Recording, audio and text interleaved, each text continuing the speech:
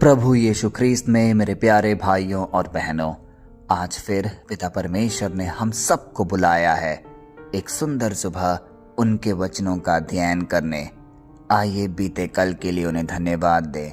आइए इस सुंदर सुबह के लिए उसे धन्यवाद दें, क्योंकि जो भी गतिविधियां हमारे जीवन में होती है वह सिर्फ और सिर्फ उसी के कारण है। यदि आप और मैं आज सुरक्षित हैं और इन वचनों पर अध्ययन कर पा रहे हैं, वह भी उसकी ही कृपा और अनुकंपा है। प्यारे भाई और बहनों, हमारी जीवन में कितनी ही घटनाएं हर रोज होती रहती है। क्या कभी आपने महसूस किया है कि सब कुछ ठीक चल रहा होगा, सामान्य रीति से चल रहा होगा, और तभी कुछ परेशानियां आपके जीवन को बाधित करती है, जिसमें आप चिंतित हो जाते हैं, उदास हो जाते हैं, और सबसे पहला सवाल जो हमारे जहन में आता है वो यह होता है, मेरे साथ ही क्यों? इतनी परेशानियां मैं क्यों झेल रहा हूं? हम प्रार्थना तो करते हैं, विश्वास तो रखते हैं, फिर भी अचानक बीमारी, नुकसान, रिश्तों में दरार या भविष्य को लेकर डर अचानक से सामने आ जाता है। ऐसे समय में हम कैसी प्रतिक्रिया करते हैं? कोई अगर हमसे उस समय बोले खुश रहो, तो दिल कहता है, क्या आपको हमारी हालात पता भी हैं? मैं किस जिंदगी से गुजर रहा हूं, क्या आप जानते भी हैं? लेकिन आज का वचन हम सबको एक गहरे सत्य से रूबरू कराएगा। वह किसी आरामदेह कमरे से नहीं निकल रहा, बल्कि संघर्ष के बीच से निकल के हमारे पास आ रहा है। आज का वचन दुख को नकारता नहीं है, लेकिन दुख के अंदर परमेश्वर के उद्देश्य को ढूंढता है और हम तक पहुंचाता है। आइए आज का वचन का हम अध्ययन करें, जो कि लिया गया है याकूब के पुस्तक से, अध्याय 1 पद संख्या 2 और 3, और वह इस प्रकार है। हे मेरे भाइयों, जब तुम नाना प्रकार की परीक्षाओं में पड़ो तो इसे पूरे आनंद की बात समझो, यह जानकर कि तुम्हारे विश्वास का परखा जाना धीरज उत्पन्न करता है। प्यारे भाई और बहनों, कितना आश्रय देने वाला वचन है। यहाँ याकूब किसी काल्पनिक दुनिया की बात नहीं कर रहे, वह उन लोगों की बात कर रहे हैं जो उस समय सताए जा रहे थे, जो परेशान थे, जो टूट रहे थे। कहीं ना कहीं इसे हम अपने आज के जीवन के साथ भी जोड़कर देख सकते हैं। हम में से भी कई लोग अलग अलग परिस्थितियों में अपना जीवन व्यतीत कर रहे हैं। कुछ सताए जा रहे हैं, कुछ परेशानियां झेल रहे हैं, कुछ टूटे हुए हैं, और फिर भी आज याकूब उन्हें कह रहे हैं, पूरे आनंद की बात समझो। हो सकता है यह जब हम सुन रहे हैं तो थोड़ा सा अजीब लगे कि हम इतनी परेशानियों में हैं, हम आनंद इसे कैसे समझे। यह अजीब लग सकता है, लेकिन यही सच्चा विश्वास है। याकूब यह नहीं कह रहे कि परीक्षा आनंद है, बल्कि वह यह कह रहे हैं, परीक्षा के अंदर जो परमेश्वर कर रहा है वह आनंद की वजह है। प्यारे भाई और बहनों, जब वचन हमसे कहता है जब तुम नाना प्रकार की परीक्षाओं में पड़ो, ध्यान दीजिए, अगर नहीं कह रहे, आएगा नहीं कह रहे, वह कह रहे हैं जब तुम नाना प्रकार की परीक्षाओं में पड़ो। इसका मतलब परीक्षा आना अनिवार्य है। हम किसी भी स्थिति में अपनी जिंदगी में यह नहीं सोच सकते कि मुझे कोई परेशानियां नहीं आएंगी, मैं तो प्रभु भक्त हूँ, मेरा जीवन सामान्य चलता रहेगा। लेकिन आज वचन हमें यह तैयारी करा रहे हैं कि परीक्षा के लिए तैयार रहो। इसीलिए याकूब आज कहते हैं जब तुम नाना प्रकार की परीक्षाओं में पड़ो। यीशु ने भी कहा था इस संसार में कलेश होगा। तो अगर आज आप और मैं इस प्रार्थना सभा में उपस्थित हैं, तो वचन का उद्देश्य स्पष्ट है।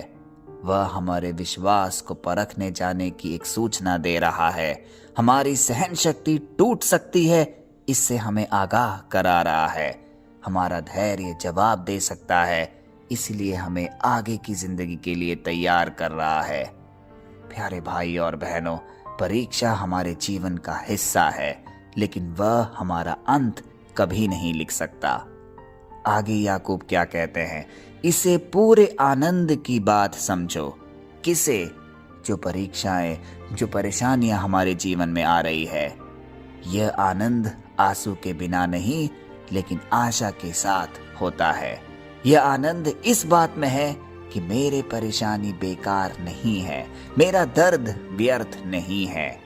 परमेश्वर कुछ बड़ा बना रहा है हम सबके साथ। इसे कुछ ऐसा समझिए कि जिस प्रकार सोना आग में बिना तप कर शुद्ध नहीं होता, वैसे ही हमारा विश्वास परीक्षा बिना मजबूत नहीं होता।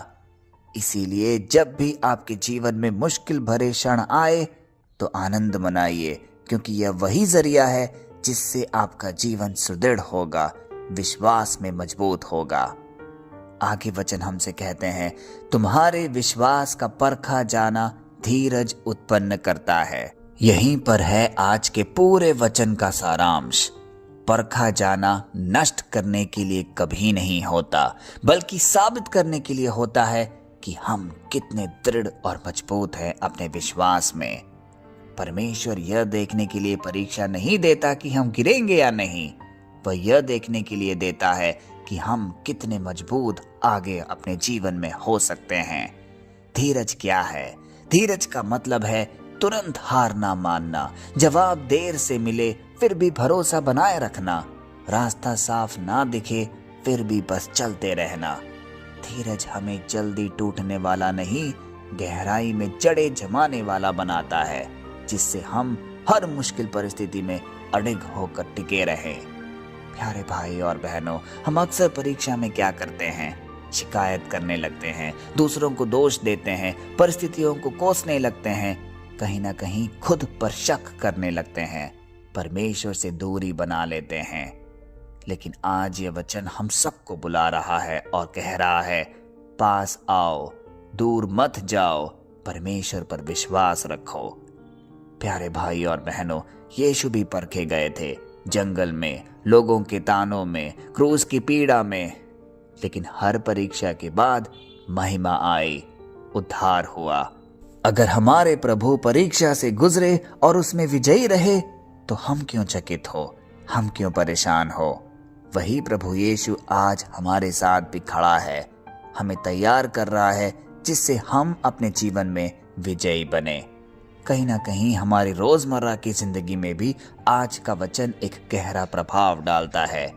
परीक्षा को दुश्मन ना समझें, यह पूछें, प्रभु तू मुझे क्या सिखा रहा है, तेरी क्या इच्छा है।